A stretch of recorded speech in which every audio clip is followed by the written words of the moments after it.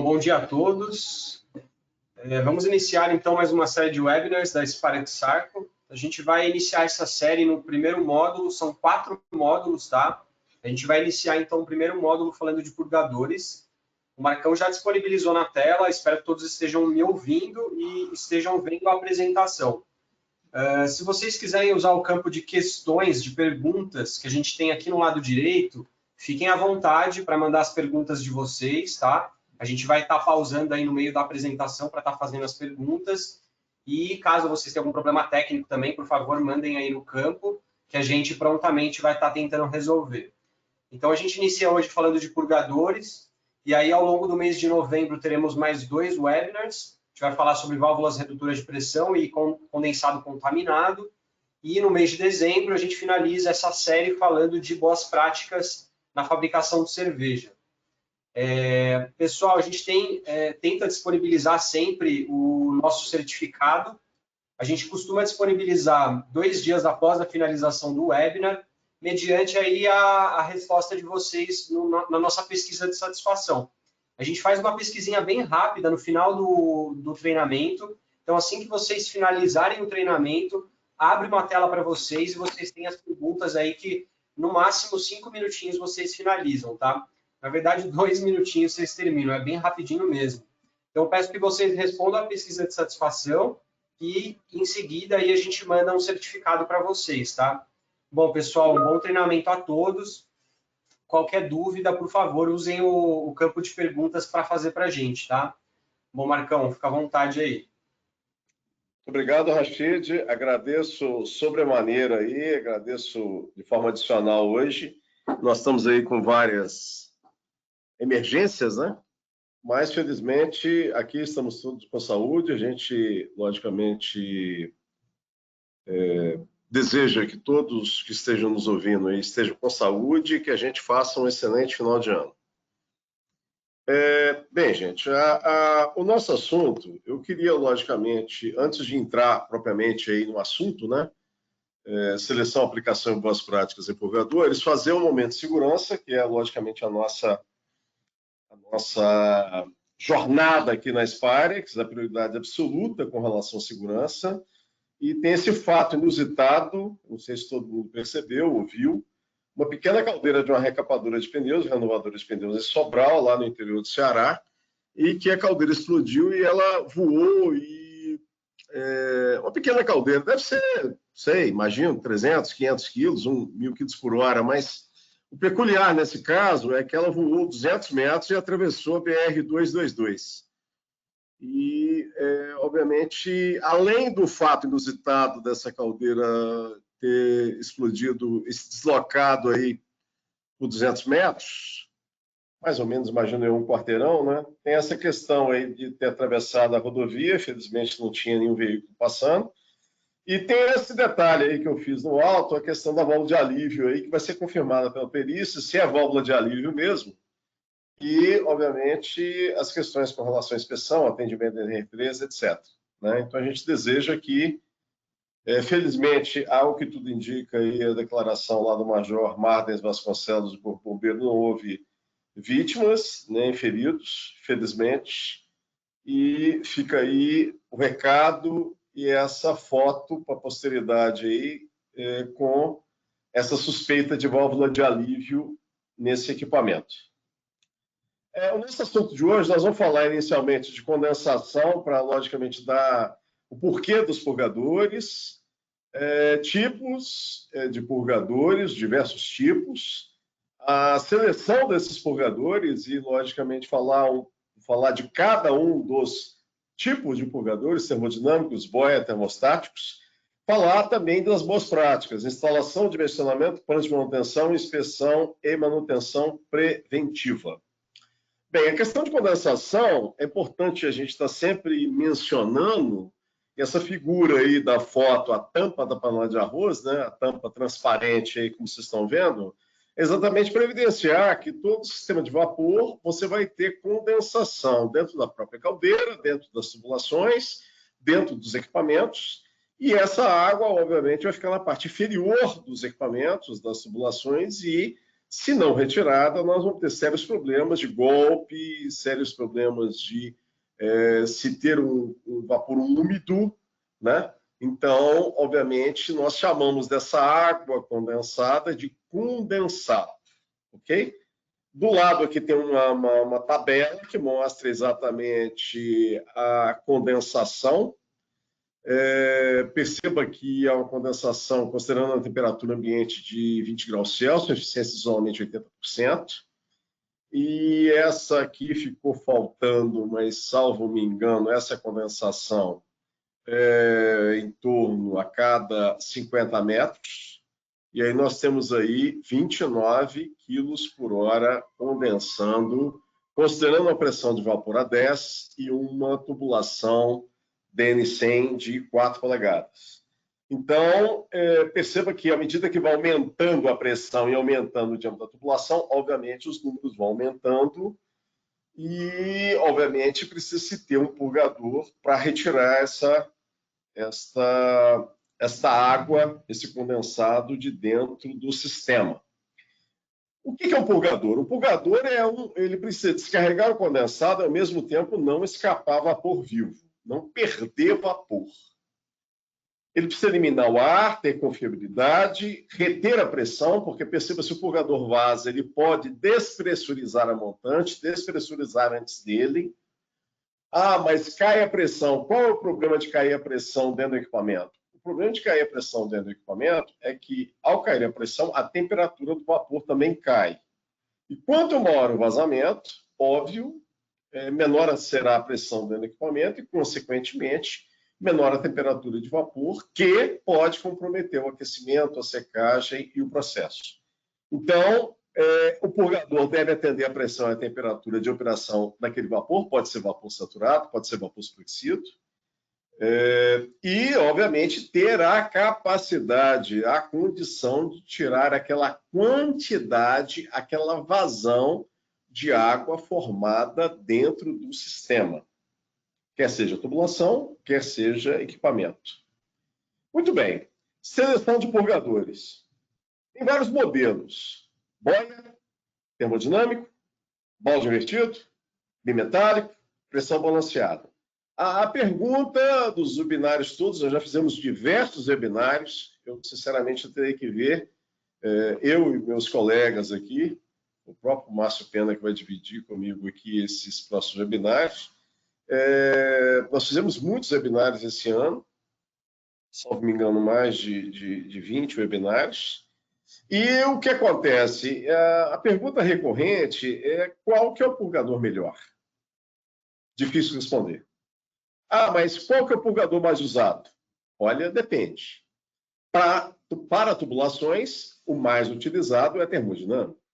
Para equipamento, o mais utilizado aqui no Brasil são os purgadores de boia. Mas há exceções que a gente vai estar apresentando aqui. Então, a Spirax fabrica todos os tipos de purgadores com vários modelos, de 5 a 30 modelos, dependendo do tipo do purgador, então a quantidade de purgadores é muito grande.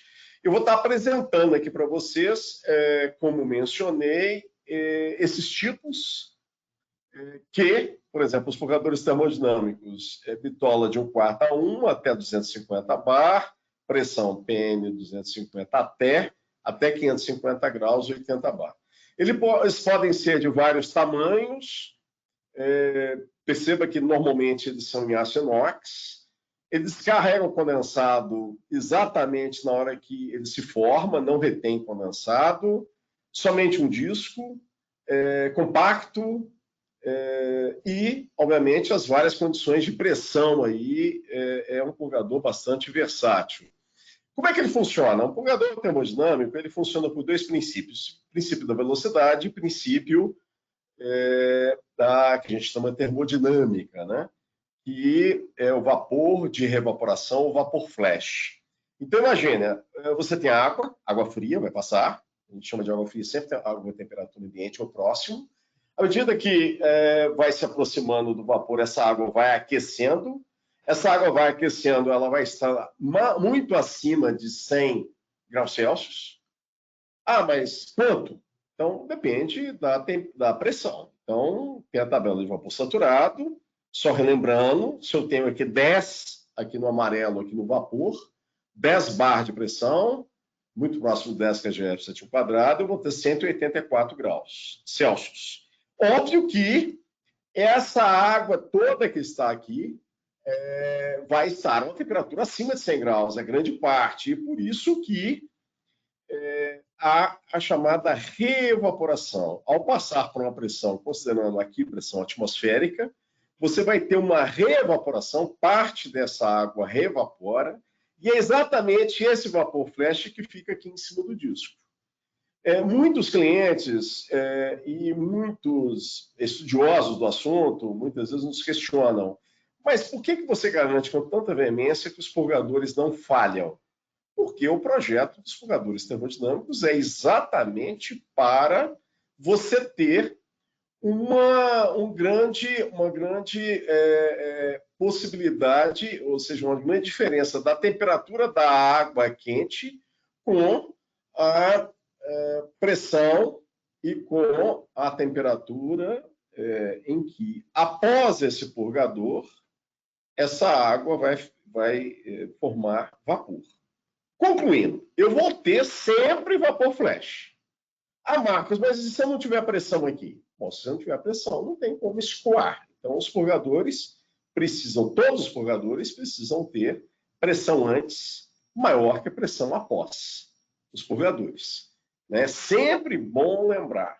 Agora, todo purgador tem suas limitações. Purgadores termodinâmicos não são adequados para trabalhar em baixa pressão. A gente considera baixa pressão abaixo de 2 kgf por centímetro quadrado, que obviamente varia de processo para processo. Mas para baixas pressões, outros purgadores vão ser mais adequados que o purgador termodinâmico.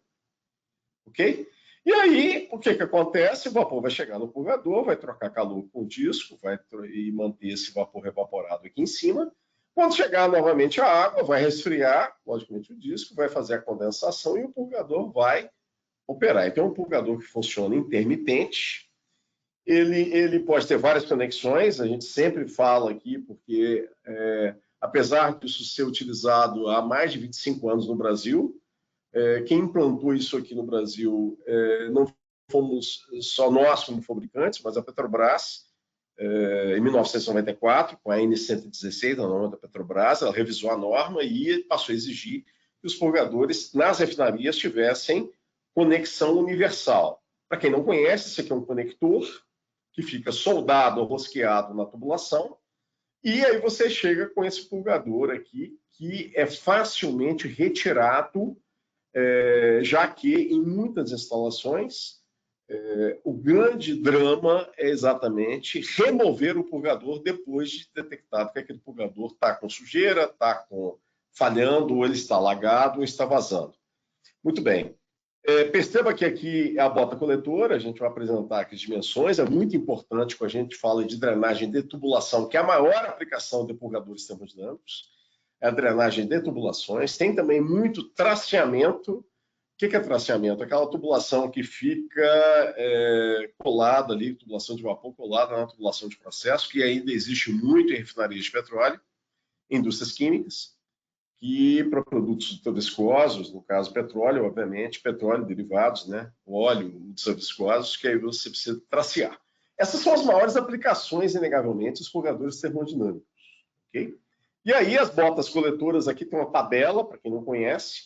A gente recomenda instalar a saída da bota no sentido contrário ao fluxo, exatamente para toda e qualquer sujidade, óxido de ferro, impureza, estar batendo aqui, caindo na bota coletora, né, nesse diâmetro B aqui, que fica, né, um pouco abaixo, um diâmetro, 2 diâmetros abaixo do diâmetro da tubulação, que é exatamente, e do lado você sai para o purgador. Né? Outra aplicação de purgadores termodinâmicos são nos barriletes, coletores ou distribuidores. Perceba que uma outra questão eu já adianto aqui, o purgador de pressão balanceada, que é um purgador termostático, ele está aqui na função de eliminador de ar. Né? Perceba aqui que tem a bota também e a saída pelo lado para o purgador. O outro grande tipo de purgador muito utilizado no Brasil são os purgadores de boia. Bom, os purgadores de boia de 6 a 6 polegadas, até 80 bar, classe de pressão PN 100, 600 libras, até 425 graus Celsius, são muito utilizados em vapor saturado, ou seja, a grande aplicação de vapor saturado para troca térmica é até 20 bar. 20 bar vai dar mais ou menos 225 graus Celsius aproximadamente. 200 e poucos graus Celsius aproximadamente. Então, são purgadores que descarregam o condensado tão logo ele se forme. Ele, obviamente, tem que tomar muito cuidado com os purgadores de boia, a questão do nível, já que você tem uma boia ali, então eles têm que estar nivelados, né? E, obviamente, eles acompanham muito variações de pressão e variações de vazão. Por isso que eles são muito utilizados em equipamentos. Tem eliminador de ar ou o que a gente chama de eliminador de vapor preso. Eliminador de vapor preso nós temos utilizados em muitas aplicações. Como vocês estão vendo aqui, um parafuso em que você provoca um pequeno vazamento e tira aquele vapor que chegou no purgador e às vezes atrapalha a troca térmica. Algumas aplicações, cilindros secadores, quando o purgador está distante do equipamento, radiadores, nós temos conseguido grandes resultados em melhorias de processo com a instalação de purgadores de boia com eliminadores de vapor preso. Reparem que a boia ela deve estar posicionada que o nível de água vai estar cobrindo a sede. Então, chegou a máxima vazão, chegou algumas gotas, a boia vai se deslocar e uma esfera vai abrir, permitindo a saída desse condensado.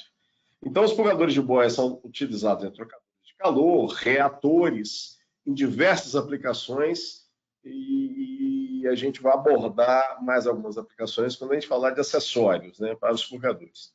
O terceiro tipo de purgadores são purgadores de balde invertido. Né? Os purgadores de balde invertido são, na linha da Spyrex, de 6 a 2 polegadas, até 50 bar, PN 50 de classe de pressão, 400 graus. Então, são purgadores intermitentes, são purgadores mecânicos, né? Daqui a pouco, logicamente, nós vamos abordar como é que eles funcionam. A característica é que ele precisa de um selo aqui dentro para operar e eles têm eles são muito robustos, eles suportam muito mais golpe de ariete, que é uma limitação dos purgadores de boia. Por outro lado, os purgadores de balde invertido não têm eliminação de ar, não têm eliminação de vapor preso, e muitas das vezes, exatamente em função da robustez deles, da quantidade de peças, que é um balde, né? Muitas vezes ele tem custo maior que os purgadores de boia. Por isso que os purgadores de boia ficam sendo muito utilizados para equipamentos e os purgadores termodinâmicos e de balde invertido para tubulações. Essas são a grande tendência nos últimos 20 anos no Brasil. Óbvio que há algumas exceções, né? Como mencionei, baixa pressão, né? Não seria adequado o purgador termodinâmico para tubulações, seria mais adequado o purgador de balde ou purgador de boia, né? E como é que funciona o purgador de balde? O purgador de balde, você tem um copo ou um balde, que na chegada de vapor você tem um mecanismo que há a vedação aqui né, na parte superior do purgador.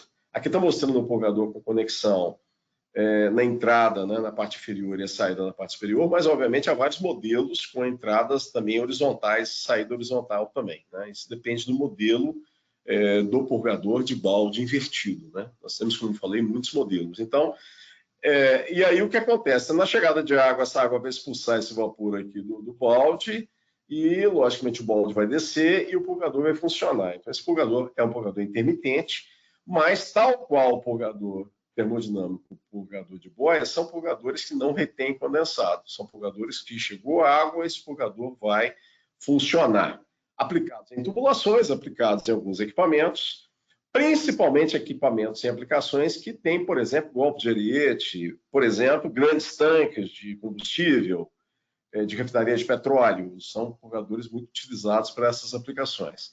Os purgadores termostáticos são aqueles que retêm condensado ou que são aplicados em determinadas situações em que eu não posso utilizar outro modelo de purgador.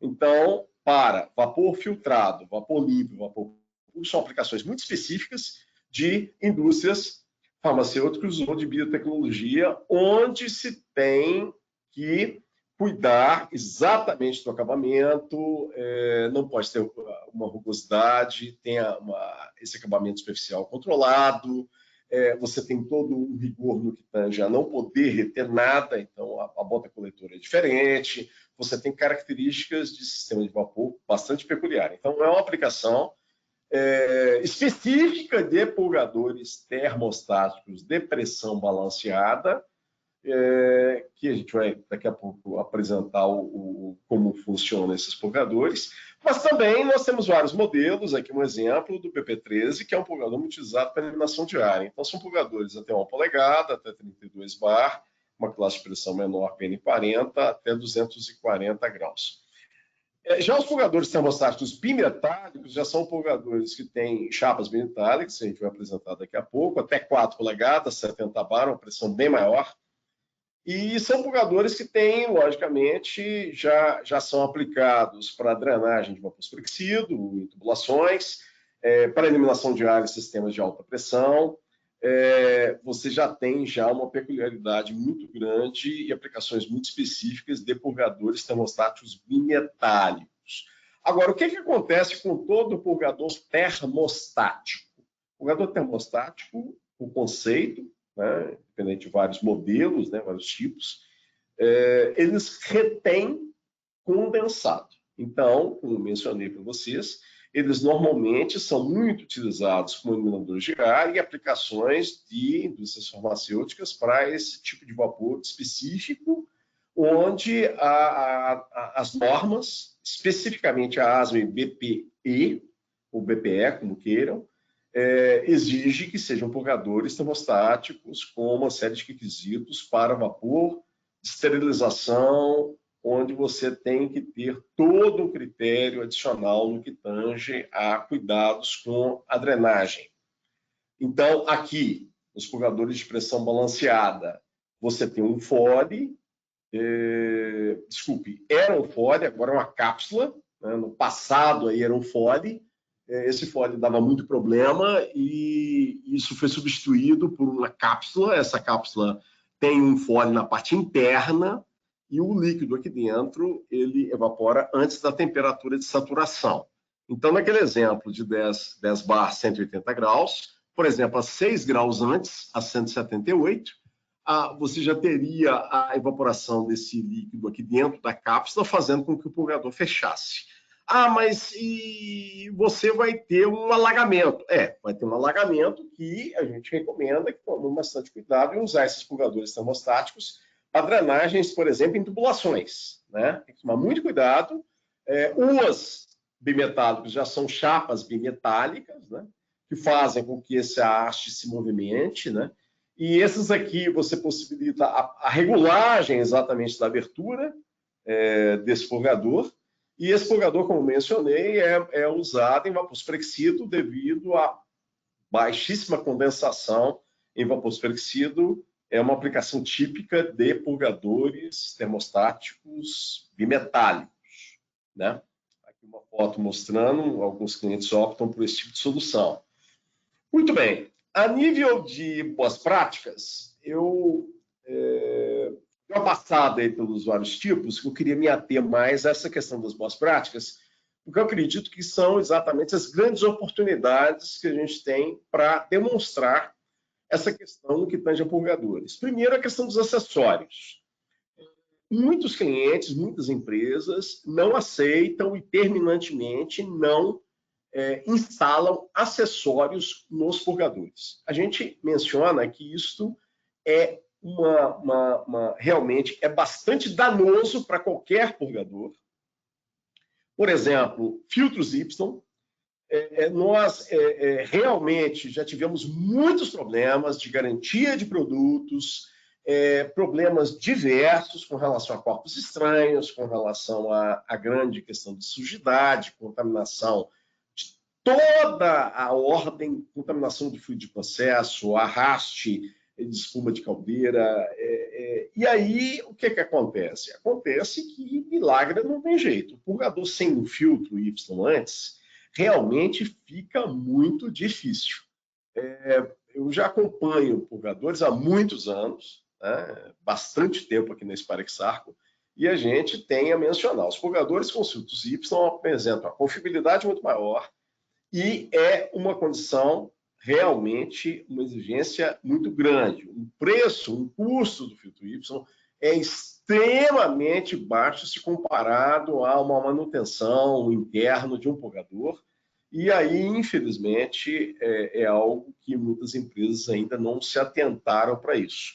Os purgadores de boia, além de filtro, é realmente interessante se ter a parte de válvulas de retenção, né? São purgadores que permitem contrafluxo, então tem que se tomar esse cuidado com purgadores mecânicos de balde invertido e de boia, especialmente o de boia, porque tem alguns modelos de purgador de balde invertido que tem válvulas de retenção acoplada exatamente no purgador ou na conexão de saída, ok? Mas especialmente os purgadores de boia é mandatório, é recomendação nossa, todas as aplicações devam ter válvulas de retenção.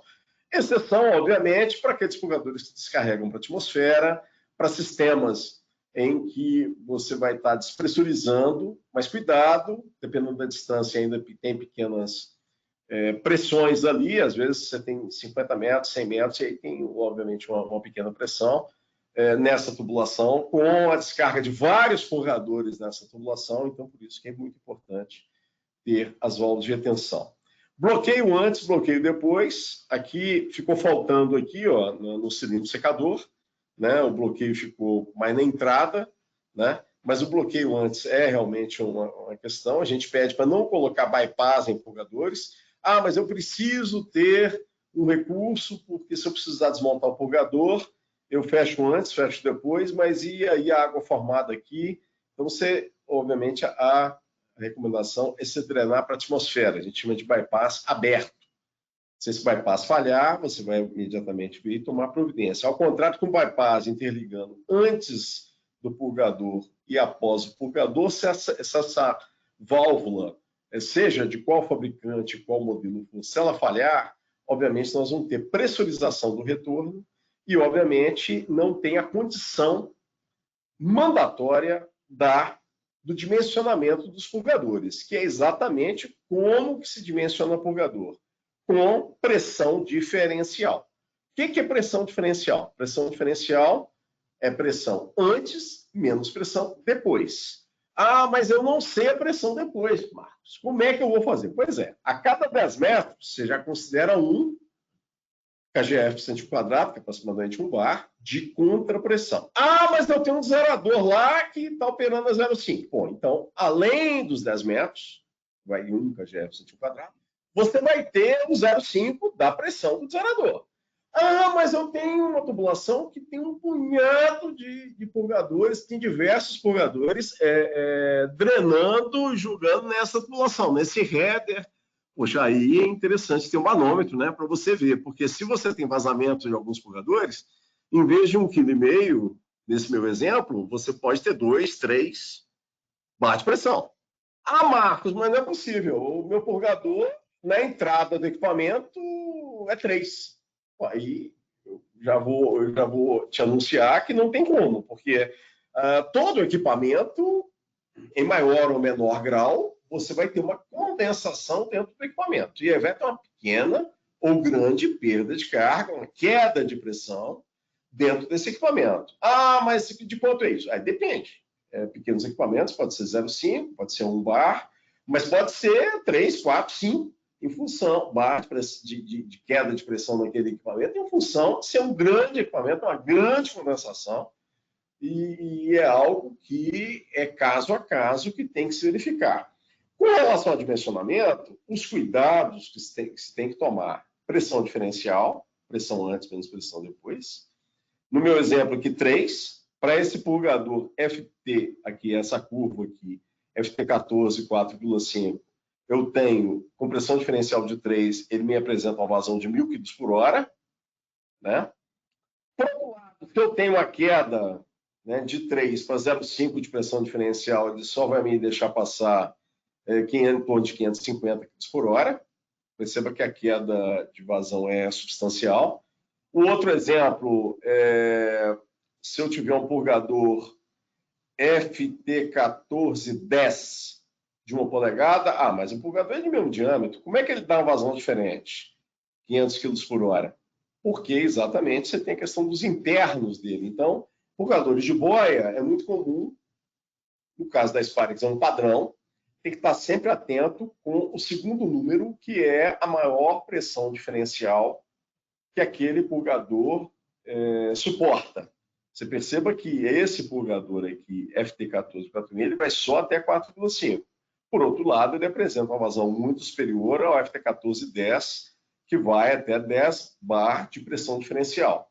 Ok? Então, essas questões com relação ao dimensionamento, nós ainda encontramos vários problemas em alguns processos, porque por conta dessa questão.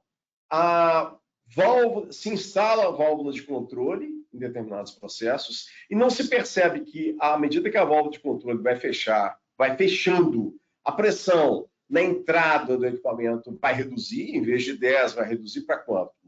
Aí depende do processo. Pode reduzir para 8, pode reduzir para 7, pode reduzir para 4. Aí você vai ter a condensação do equipamento, vai ter mais uma queda. E aí, qual a pressão que vai estar antes do purgador? Marco, mas essa pressão vai variar, porque a válvula de controle vai abrir e vai fechar? Exatamente. A pressão vai variar. O purgador deve ser dimensionado para aceitar essas variações, né? E depois do purgador, se você não tem um manômetro, você vai ficar sempre na suspeita de uma pressurização em função do vazamento. E aí nós vamos ter o quê? Se eu não tenho pressão diferencial suficiente, eu posso ter alagamento. E aí eu posso ter golpe. E aí como é que eu sei que eu tenho golpe? A prova do golpe é exatamente o radiador rompido, trincado na parte inferior, é a serpentina que rompe, é o reator que trinca, é a parede da tina de mostura de uma fábrica de cerveja que trinca, ou seja, você tem golpe e não tem jeito. Ou vai danificar o equipamento, ou vai romper a junta, ou o purgador vai vazar, vai ter gotejamento. Então, gotejamento por vedações é típico, é clássico de alagamento. Outra boa prática é atender a NR13. Não sei se é de conhecimento de todo mundo, é a norma regulamentadora NR13, mandatória, obrigatória, da Secretaria do Trabalho do Ministério da Economia, menciona um plano de manutenção do sistema de vapor e dentro desse plano tem essa questão dos purgadores. Mas isso não está explícito na NR13. Pois é, mas sistema de vapor sem purgador, como é que você vai ter? Não vai ter, não tem como. Quem tem uma tubulação entre a caldeira ou as caldeiras e os equipamentos e não tem purgadores, cuidado, você está com uma tubulação recebendo mais água que vapor nos seus equipamentos. Então precisa ter, mandatório, purgadores a cada 30, 40 metros, com as botas coletoras que eu mencionei. Nos pontos baixos, que nós chamamos na hora que a tubulação vem e sobe, ou a tubulação muda de nível. E nos finais das tubulações, já que as tomadas, os ramais, devem ser sempre por cima em sistema de vapor. Então, dentro do plano de manutenção, para atender a NR13, eu acredito que a maior parte das empresas de vocês tenham esse plano de manutenção. É muito importante ter esta questão com relação ao cadastramento dos purgadores, inspeção dos purgadores, relação dos purgadores, que faz parte do plano de manutenção, que obviamente tem que definir o escopo desse plano. Aqui tem um link de uma NR13 comentada, que nós aqui elaboramos, e a Sparexar publicou, e eu estou em fase de revisão, porque teve uma pequena revisão em 2019. Essa pequena revisão foi de poucos itens, mais em função com relação a essas questões no que tange a abordagem aí de relações de trabalho daquele colaborador que possa fazer aquela não aceitação, né, de uma determinada tarefa, e, obviamente, isso está aplicado e está discriminado em outras NR, tipo NR9, né, que menciona essa questão. E esses itens são realmente poucos itens, 2 ou 3 itens da NR13 que foram retirados aí em 2019, ok? Por outro lado, as questões de inspeção é muito recomendado, e a maior parte de vocês, eu acredito que conheça essa questão. A Sparex faz, tem equipe própria, tem parceiros que fazem esse tipo de trabalho, a nossa equipe toda elabora e percorre. Nós temos um programa que nós chamamos de Walk the Plan, ou seja, andando pela planta, que cada colaborador da Sparex Arco que faz contato com nossos clientes, tratando não só das questões técnicas, mas das questões comerciais também. Esses colaboradores visitem as empresas, façam levantamentos e tem todo o critério para fazer as inspeções e motivar, obviamente, ou realizar, porque tem algumas empresas que se interessam em fazer a própria inspeção dos purgadores. Eu, particularmente, que também faço a parte de treinamento aqui na Sparex Arco, muitas vezes a gente é convidado nesse aspecto, né, de preparar, qualificar profissionais para a realização desse tipo de trabalhos. A Sparex tem a parte de contratos, né, de manutenção, tem parceiros nossos que fazem isso também, em regime de contrato, em regime de prestação de serviço, ou seja, é uma boa prática em purgadores a inspeção. Essa inspeção é uma pergunta também bastante recorrente: qual que é a metodologia ideal? E quando a gente fala de inspeção, gente, é muito bom a gente ressaltar: metodologia de inspeção infalível é muito difícil. É muito difícil. Nós gostaríamos de ter, e nós da área de engenharia gostaríamos de ter, aquela metodologia de inspeção 100% correta, porém, aqui eu estou mostrando a questão da termografia, né? Não sei se alguém já viu, alguém já ouviu falar. As fotos termográficas ou as termografias são bastante interessantes, que mostram exatamente temperatura antes e temperatura depois, ou seja, essa termografia aqui do lado esquerdo, ela menciona como sendo algo dando a entender que o purgador está ok, né, já que a temperatura antes está muito maior que depois. Por outro lado, essa termografia aqui do lado direito da tela, já nós temos temperaturas muito próximas, né? E aí nós temos uma séria de discussão. O purgador que está falhando, ou outros purgadores estão pressurizando na saída. Então, ou seja, essa parte, esses detalhes é muito importante. Nós fazemos isso há muitos anos, né? Começamos a fazer inspeção em purgadores de forma criteriosa aí nos anos 80, né? Então, temos um histórico, temos dados, temos software, temos todo um conhecimento do mercado, profundo conhecimento do mercado brasileiro e mercado mundial, do que tem de aplicação em purgadores, para, logicamente, ter os dados, o software onde nós apresentam, mediante um determinado tipo, modelo e fabricante, um vazamento conservador em quilos por hora para, logicamente, a gente apresentar para nossos clientes, viabilizando manutenção e tudo mais. Agora, é muito importante reforçar isso, gente. Não fiquem somente na inspeção. Rachid, você não interrompeu? Não tem pergunta, nem nada? Eu acelerei aqui, já são 11h39 aqui. Bom, tem uma pergunta sobre purgador termodinâmico. Acho que eu vou aproveitar que você deu uma pausa aí para eu fazer essa pergunta. O Thiago quer saber se o purgador termodinâmico ele chega a eliminar vapor junto com o condensado. Nenhum purgador, não só o termodinâmico, deve descarregar vapor vivo.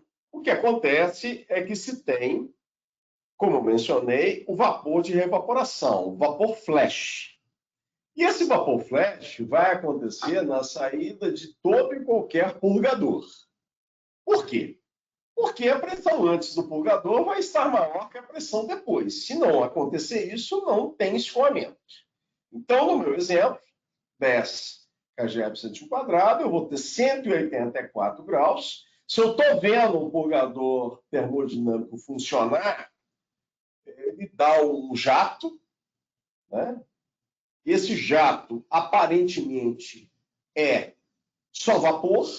Só o que acontece? O que acontece é que o purgador, por isso que se inspeciona, se verifica com termografia, como eu estou mostrando aqui, para mostrar e evidenciar que o purgador não está vazando. Aquele vapor que o Thiago está vendo, ou nós vemos, ou todo mundo nos comenta, mas esse purgador está vazando. Não está vazando. Isso é vapor de reevaporação. Perceba que o volume do vapor de reevaporação, o volume de 1 quilo de vapor à pressão atmosférica, não sei se todo mundo se recorda, está lá na tabela de vapor saturado, a zero de pressão manométrica, eu tenho um volume de 1,725 metros cúbicos, ou seja, 1.725 litros.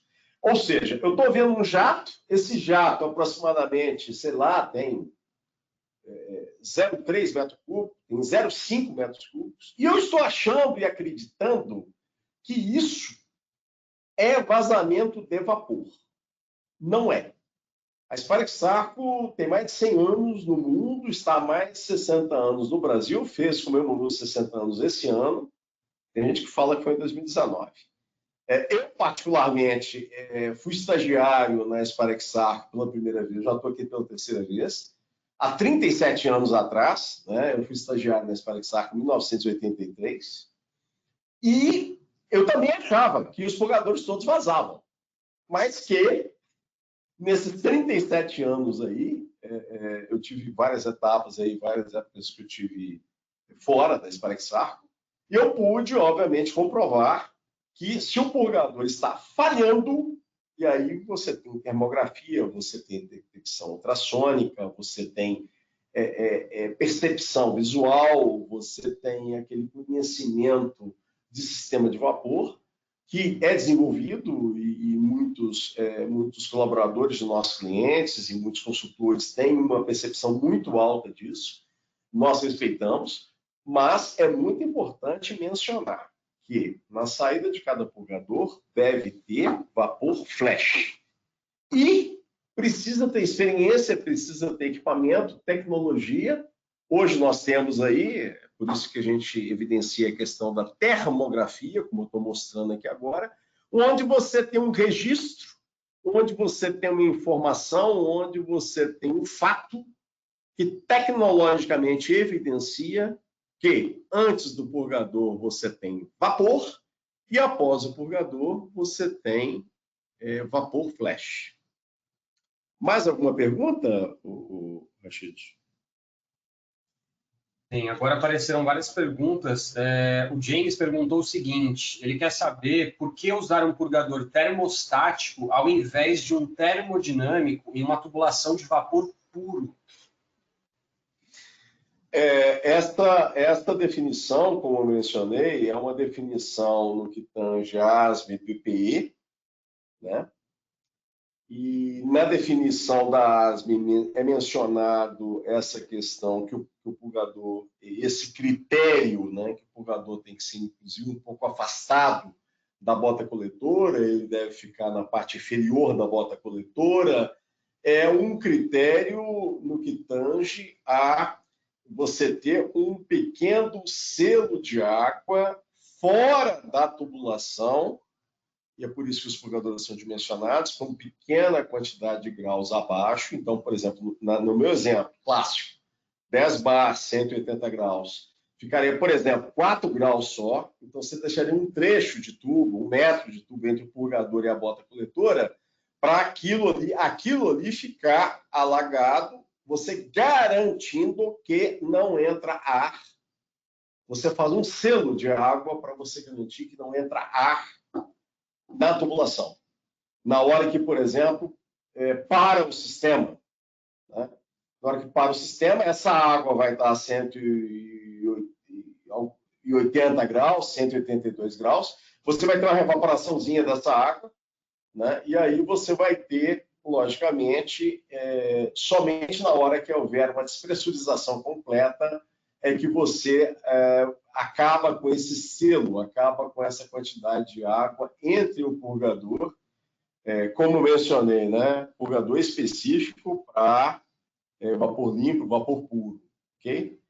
Então, é clássico, né, que esses purgadores, aqui em cima, né, especialmente o BTS7, BTM7, BT6, são purgadores com essas qualificações para atender esses requisitos que são mandatórios quando se utiliza principalmente vapor limpo e vapor puro, aquele vapor para quando se terá contato, né, com produto.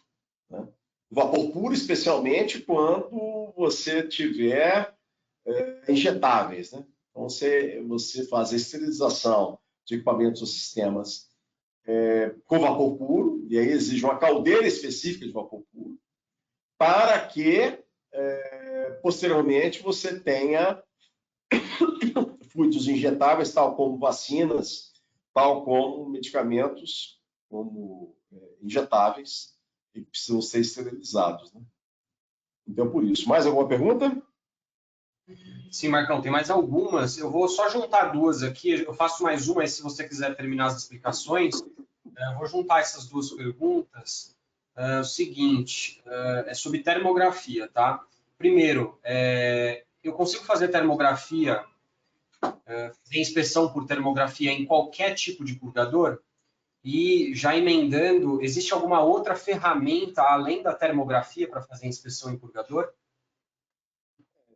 Perguntas. A termografia é uma ferramenta que você pode utilizar em qualquer purgador. Né? Obviamente, nós não estamos falando aqui de purgadores para ar comprimido ou purgadores para gases. Nós estamos falando de purgadores para vapor, sistemas de vapor, onde, obviamente, você tem as questões de temperatura. Né? Por outro lado, essas fotos aqui mostram um sistema de detecção ultrassônica, né?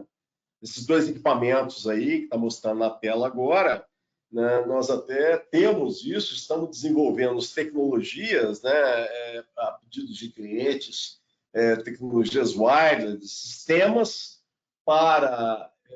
e a gente está em fase de desenvolvimento, por isso que eu não quero adiantar nada, mas a gente está desenvolvendo outras formas, já que os clientes se interessam até por uns sistemas em que consigam detectar em tempo real como os purgadores estão. Por quê?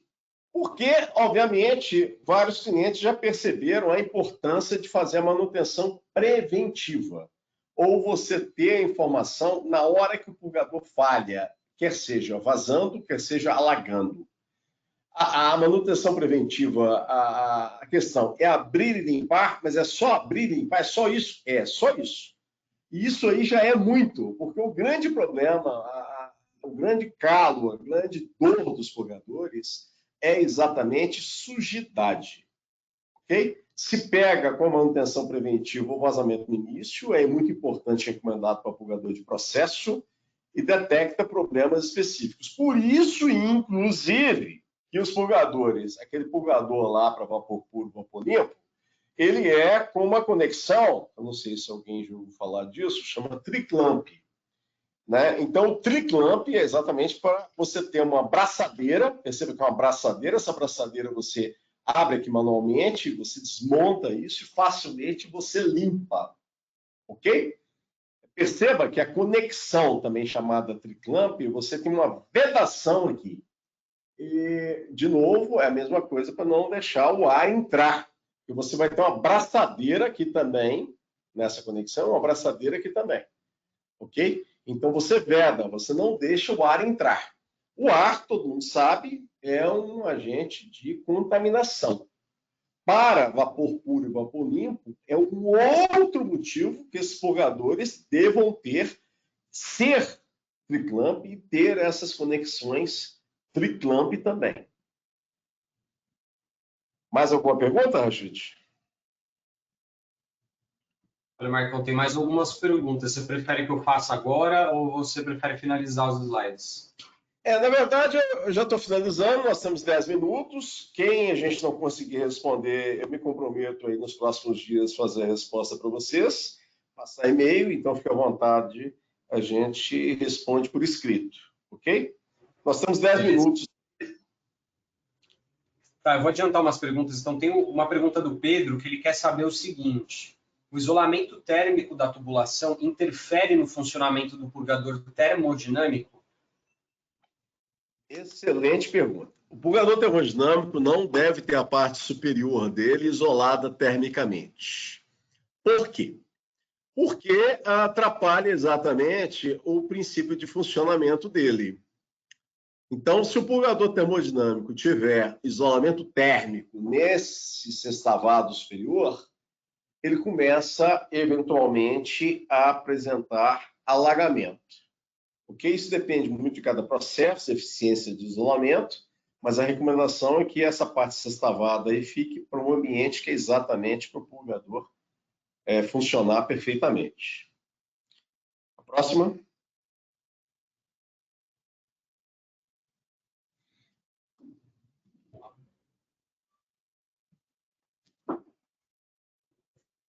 Agora apareceram várias perguntas aqui. Qual que é a periodicidade de inspeção nos purgadores? A periodicidade, a mais importante periodicidade é da aplicação. Nós temos trocadores de calor em que alguns clientes inspecionam e abrem os purgadores mensalmente. Tem alguns que abrem a cada 2 anos. Óbvio que você tem um critério geral que é o seguinte: quanto mais crítico o equipamento, mais o purgador, mais você tem que dar atenção e se acompanhar o histórico daquele purgador naquele equipamento. Temos aí que as inspeções normalmente feitas a cada 6 meses, a cada ano, sendo que a gente, em contratos e para empresas que têm profissionais para fazer essas inspeções, a gente recomenda que, principalmente, os equipamentos de processo se deem uma atenção muito maior do que aqueles purgadores de drenagem de linha, de traceamento, de aplicações, que a cada 6 meses, a cada 3 meses, atenderia plenamente aí no universo dos purgadores daquela instalação. Por isso que a periodicidade correta é o quê? É aquela construída com aprendizado em função àquela instalação. Normalmente se faz a cada 6 meses ou até 1 ano. A gente recomenda que não deixe passar de 1 ano. E se passar no ano seguinte, se dê prioridade a esse assunto, para exatamente criar essas curvas aí e separar o que acontece com válvulas, o que acontece com válvula de segurança, o que acontece com bombas, o que acontece com equipamentos críticos. Ou seja, você tem que estar atento e preocupado com aqueles principais purgadores que te afetam o seu processo, que podem te dar um ganho de produção de alguns pontos percentuais ou tirar produção, às vezes, condenar o lote de produto por falta de temperatura. E aí, obviamente, fica bastante complicado. Então, por isso que essa periodicidade a gente sempre pede para que seja uma construção com um parceiro nosso, conosco, o próprio cliente, na medida que vai se inspecionando os purgadores e vai se construindo aí, se aprendendo, né, se desenvolvendo essa curva de aprendizado com cada instalação. Perfeito, nossa. Marcão. Vamos lá, próxima pergunta. O Alan, ele perguntou o seguinte: quando temos vapor flash dentro de um purgador do tipo boia e não temos instalado nenhum tipo de acessório para retirada desse vapor, o que pode vir a acontecer? Ele até exemplifica que ele fala, por exemplo, na saída de um secador. Boa pergunta. A boa pergunta por quê? Porque dentro do purgador, dentro do purgador, só terá vapor flash se esse purgador estiver drenando um tanque flash ou uma tubulação de vapor flash. Se for um purgador que está drenando um equipamento que está recebendo vapor vivo, esse vapor que está aqui no purgador é um vapor, é aquele vapor que entrou no equipamento. E que esse purgador não pode deixar esse vapor sair daqui. Ok? E aí o que acontece? Se esse purgador está aí, e se ele está atrapalhando a troca térmica e o equipamento está alagando, das duas, uma. Ou o purgador está pequeno, para aquela pressão diferencial daqui no momento, ou a quantidade de condensado formado aumentou muito. Então, por isso que a gente sempre acompanha esses processos, principalmente aqueles equipamentos que precisam ter a maior temperatura possível, a maior eficiência de troca térmica possível. Por exemplo, radiadores para secagem, radiadores para torre de leite em pó, radiadores para diversos processos, túneis de secagem das mais diversas aplicações, aquecimento de ar, por exemplo, para vários processos. Esses equipamentos, a gente consegue ganhos aí de 3 a 10 graus Celsius na temperatura do ar dos radiadores, implantando purgadores com eliminadores de vapor preso. Ok? Próxima. Eu posso fazer, mais uma pergunta aí, eu posso fazer a inspeção do purgador com um medidor de temperatura a laser? É uma forma simplificada de fazer termografia. A gente, obviamente, entende que isso aí é um recurso, é algo que dá resultado, sim, principalmente com a experiência daquele técnico, daquela pessoa que vai desenvolver essa técnica para aquela aplicação. Importante mencionar que muitas vezes esse termômetro a laser muitas vezes não tem uma regulagem de emissividade e aí muitas vezes, perceba, você pode ter uma superfície corroída, você pode ter uma tubulação de aço inox, você pode ter uma tubulação pintada, às vezes de várias cores. Então, tudo isso faz com que a informação da temperatura fique alterada. Mas voltando, ao fazer isso repetidas vezes, aquele técnico, aquele inspetor, aquele profissional vai construir um entendimento e um aprendizado para aquela instalação. Isso é que é muito interessante se ter. Com o termômetro a laser, eu já fiz isso durante vários anos, né? No passado não se tinha, a câmara termográfica era de um custo muito elevado, e à medida que a tecnologia, a quantidade de equipamentos, ganhos de escala, obviamente isso reduziu bastante aí. Tem até alguns comentários aí de alguns celulares com essa ferramenta. Eu gostaria até de evoluir nesse raciocínio, porque eu acho que a gente precisa de portabilidade, né? A gente precisa de coisas fáceis para a gente ter recursos de campo. Muitas vezes você está numa instalação e que você tem dificuldade de levar um equipamento, você está em cima de uma escada de banheiro, você está em determinado local onde é importante você ter algo com facilidade para você obter a informação na hora, né? Você precisa decidir ali se vai abrir o purgador ou não, se vai tomar uma atitude ou não. E aí é como eu mencionei para vocês que qualquer tipo de informação ela pode ser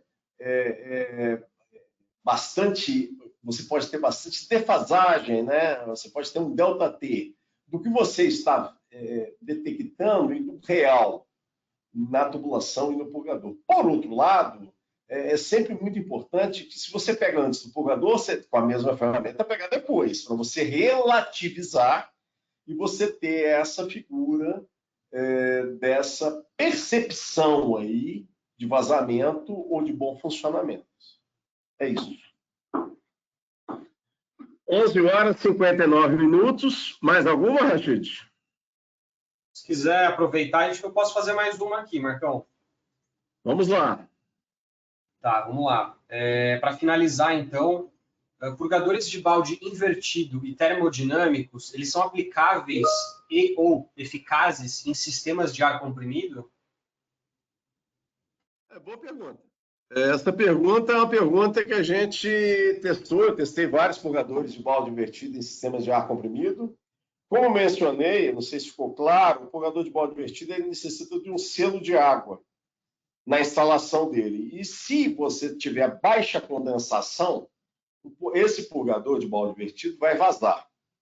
Porém, se você tiver, ao contrário, uma grande condensação, ou porque é um reservatório e está num lugar muito úmido, onde você tem aquele reservatório, eu já peguei alguns exemplos desse aí nessa minha trajetória, em que realmente os purgadores de balde invertido operam muito bem quando há uma grande condensação de ar comprimido, ok?